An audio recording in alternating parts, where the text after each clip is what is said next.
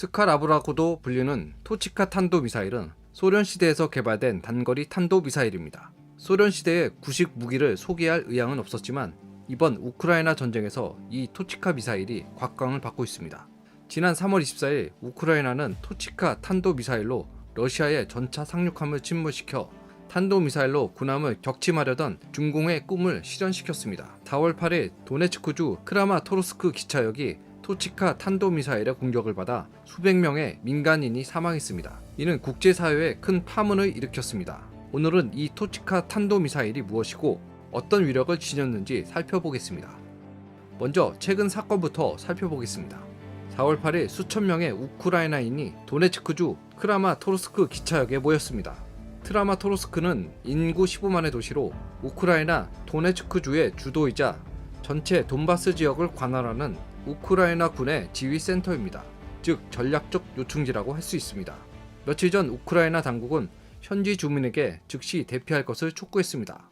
수천 명의 주민들이 돈바스 지역을 떠나는 기차를 기다렸지만 미사일 두 발이 하늘에서 떨어져 수백 명이 사망했습니다. 사건 발생 후 우크라이나는 러시아가 미사일로 민간인을 공격했다고 비난했습니다.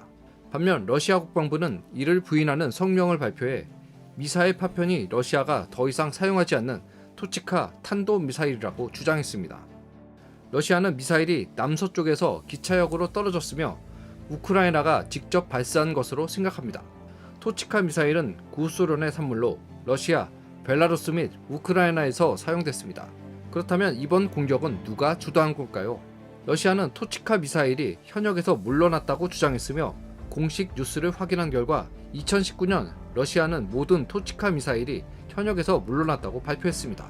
하지만 우크라이나 전쟁이 발발하면서 러시아는 더 많은 미사일을 필요로 했고 이관에 비축 중이던 일부 토치카 미사일을 다시 군으로 복귀시켰습니다. 2022년 4월 1일 대만 중앙사의 보도에 따르면 벨라루스 거리에서 촬영한 영상에서 V 표시가 된 러시아 차량이 M10 고속도로를 따라 벨라루스의 국경 도시인 고멜로 이동했습니다. 이 도시는 우크라이나 국경에서 불과 20km 떨어져 있습니다. 영상을 보시면 확실히 볼 수 있는데요. 군용 차량 중 최소 8대 이상의 토치카 미사일 차량과 여러 대의 BTR-82 병력 수송 장갑차 9대의 트럭이 있습니다.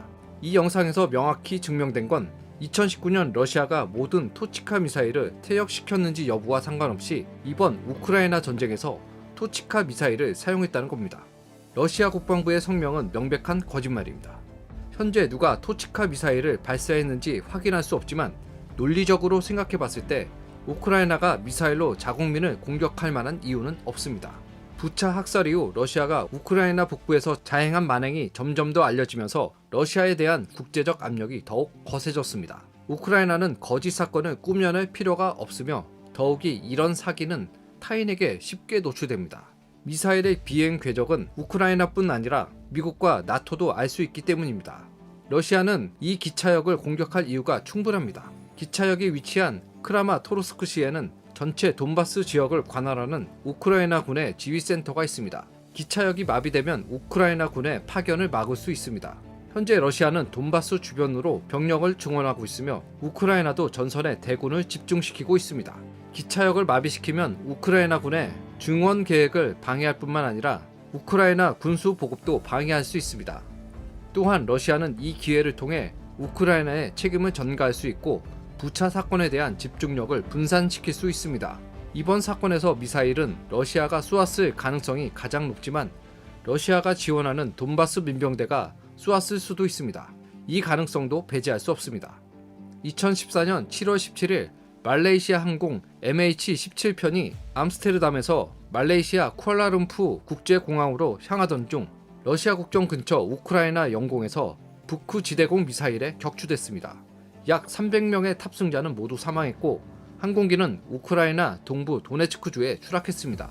사건 이후 러시아는 여러 차례 혐의를 부인하며 미사일은 우크라이나가 발사했다고 주장했습니다. 하지만 이후 조사를 통해 러시아가 또다시 거짓말을 했음이 밝혀졌습니다.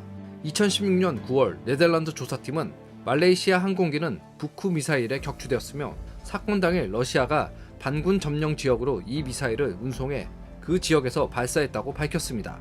2018년 조사팀은 말레이시아 항공기를 격추한 북후 미사일은 러시아 쿠르스크에 주둔한 제53 대공미사일 여단에서 나왔으며 이후 도네츠크 지역으로 운송됐다고 밝혔습니다. 이번 미사일 기차역 공격 사건 중 러시아는 공식 성명에서 이미 거짓말을 했습니다. 2022년 2월 24일 러시아는 토치카 미사일로 도네츠크주의 병원을 공격해 민간인 4명이 사망했습니다. 이런 반복적인 거짓말로 인해 그들의 주장에 더 많은 의문점이 드는 건 사실입니다. 당시 흥미로운 보도를 보았는데요. 미사일 공격 이후 친러시아 채널에서 러시아 기자가 영상을 발표해 러시아군이 기차역을 공격했다고 밝혔습니다. 하지만 현장에서 민간인 피해가 커 국제적인 반향이 거세지자 기자는 해당 보도를 내렸습니다. 4월 9일 미 국방부는 성명을 통해 러시아가 미사일을 발사했다고 확인했습니다. 이어서 토치카 미사일의 성능과 미사일이 어떻게 군함을 명중시켰는지 자세히 살펴보겠습니다. 3월 24일 우크라이나 남부 도시 베르단스크에서 전차 상륙함 3척이 우크라이나 군의 공격을 받아 한 척이 침몰했으며 다른 2척이 손상돼 항구를 떠났습니다. 베르단스크는 마리우폴에서 80km 떨어진 우크라이나 남부의 주요 항구 도시로 3월 초에 함락된 후 러시아가 군함을 통해 베르단스크에 보급품을 공급했습니다. 우크라이나는 상세한 정보를 입수해 적시에 항구에 정박해 있던 군함을 공격했습니다. 우크라이나 내부 소식통에 따르면 러시아군이 탄약을 하역할 때 공격했다고 합니다. 이럴 경우 러시아군 탄약이 폭발하면서 막대한 피해를 입힐 수 있습니다. 이 공격에 사용된 게 토치카 미사일로 알려졌습니다. 사실 토치카 미사일로 군함을 공격하는 건 상대적으로 어려운 일입니다. 토치카 탄도미사일의 정밀도는 15에서 150m 사이로 그리 높지 않습니다. 그 성능을 간단히 소개하겠습니다.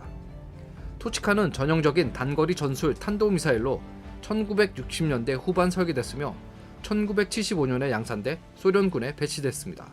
사거리가 매우 짧으며 사거리는 약 70km입니다.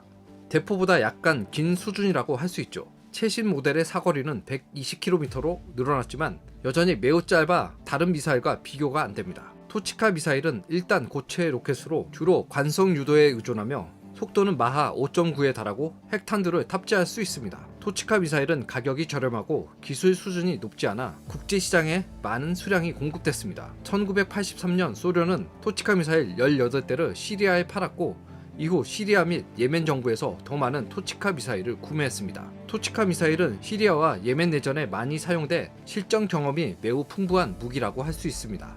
후티 반군은 2016년 1월 예멘의 사우디 기지에 토치카 미사일을 발사해 수십 명이 사망했습니다. 그중 사우디와 아랍에미리트의 고위 장교도 포함되어 있습니다. 예멘 내전에서 후티 반군은 총 4대의 토치카 미사일을 발사해 사우디에 피해를 입혔습니다. 이후 사우디는 미국의 대공 미사일을 도입해야 했죠. 이런 미사일이 어떻게 군함을 타격했을까요? 탄도미사일 자체는 정밀 유도가 아니라 관성 유도로 공격하는 것으로 유도됩니다. 군함은 항구에서 움직이지 않아 고정 표적이 되었습니다.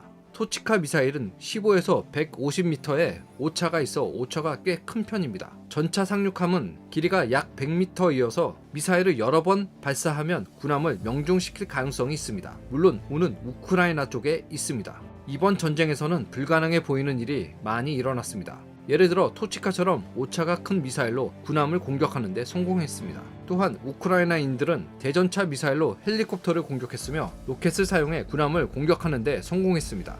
2020년 중국은 등펑 21호와 등펑 26호 대함 탄도미사일로 움직이는 표적함을 공격해 4발 중 2발을 명중시켰습니다. 이번 우크라이나 전쟁에서 우크라이나인은 실전에서 탄도미사일로 군함을 명중시켰습니다. 우크라이나의 기술력은 높지 않지만 효과는 충분했습니다. 이후 며칠 동안 러시아 군함은 흑해를 맴돌았지만 베르단스크에 정박하지 못했습니다. 해군이 없는 국가로서 러시아 흑해 함대를 이렇게 몰아붙인 건 정말 대단한 성과입니다. 따라서 보유한 무기의 성능이 좋지 않더라도 정신만 차린다면 강력한 적을 맞아도 불리하지 않을 겁니다. 오늘 토치카 미사일에 관한 내용은 여기까지입니다. 영상이 마음에 드시면 댓글, 좋아요, 알림 설정을 해주세요. 다음 방송에서 뵙겠습니다.